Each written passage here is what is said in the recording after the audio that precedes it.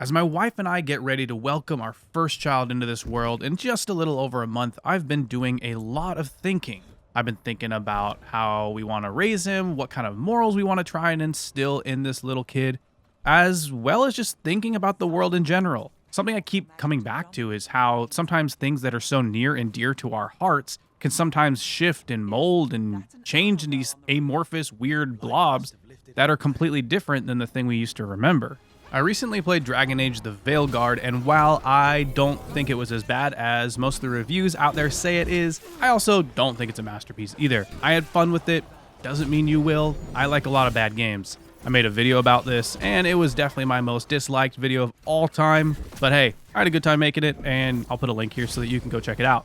But anyways, after I finished, I had a thought. The thought was, wait a second, this is a BioWare game. No, this can't be a BioWare game.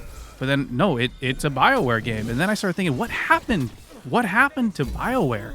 This legendary developer that created these massive stories and universe and epic sci-fi adventures. What happened to them? I think back to Knights of the Old Republic, opening to my eyes to what a Western RPG was. I think of Mass Effect, probably, in my opinion, maybe the greatest game trilogy of all time. I mean, Mass Effect 2, most people would say is the best game. That's all debatable, but man, oh man, what happened to that BioWare? Because now we have BioWare that is Anthem. Now we have BioWare that is Dragon Age the Veilguard. What happened to the BioWare of old? And I think there's a few things that changed and happened that created this new BioWare. First off, a lot of those people are gone. And so when we look at these developers, yes, they are under the branch of BioWare, but a lot of the figures and people, the visionaries who created these games are no longer there. But I think the single most important thing and the single thing that has, well, toppled this empire that is BioWare is just corporate greed. Obviously, we see BioWare is under EA. EA notoriously has been voted one of the worst companies in the world for the last decade. Not saying they don't make a ton of money, they make a gazillion dollars every single year, and I think that's the issue. When corporate greed steps in and says, hey, developers, stop making stories and make things that will sell to the masses. I think what happens is they try to make a game that is so accessible by everybody that it doesn't click with anyone. When corporate greed steps in and says all we care about is money, then things change. When the people who fund projects decide we don't actually care about telling a good story, we don't care about art, all we care about is making a product that will sell, you end up with a lesser product.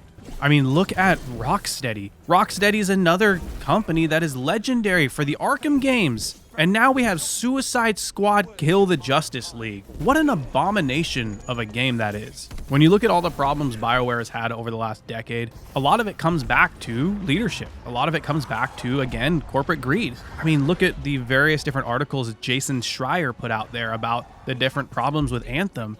Even simple things of EA stepping in and saying, hey, we're going to use this engine now. I know none of you developers have ever made a game like this before. And here's a engine that none of you actually know how to use, but make a game.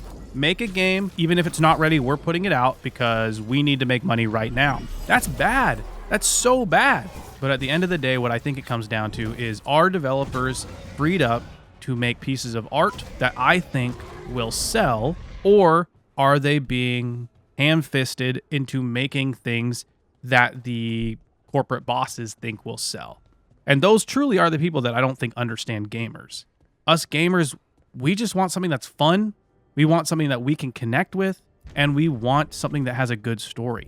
A lot of these developers have a deep, deep passion for this, but are not allowed to express themselves in any way, even remotely artistic, because it's not going to make enough money. But again, look at all these games over the last 10 years that have crushed it in sales. Think about Breath of the Wild. Think about the God of War games. Think about all these single-player solo experiences with great gameplay, great story, and a focus on just being the best that it can be. Being just good enough is the absolute enemy of greatness. And I hope that someday EA will get their heads on straight and care about something other than just making money, but actually making something great. If you have any thoughts on this, be sure to let me know in the comments, because this is something I've been thinking about a lot, especially after dipping my toes back into Mass Effect and just seeing how different BioWare is from the days of old to the days of now. Thank you so much for watching. I'll see you next time. Peace.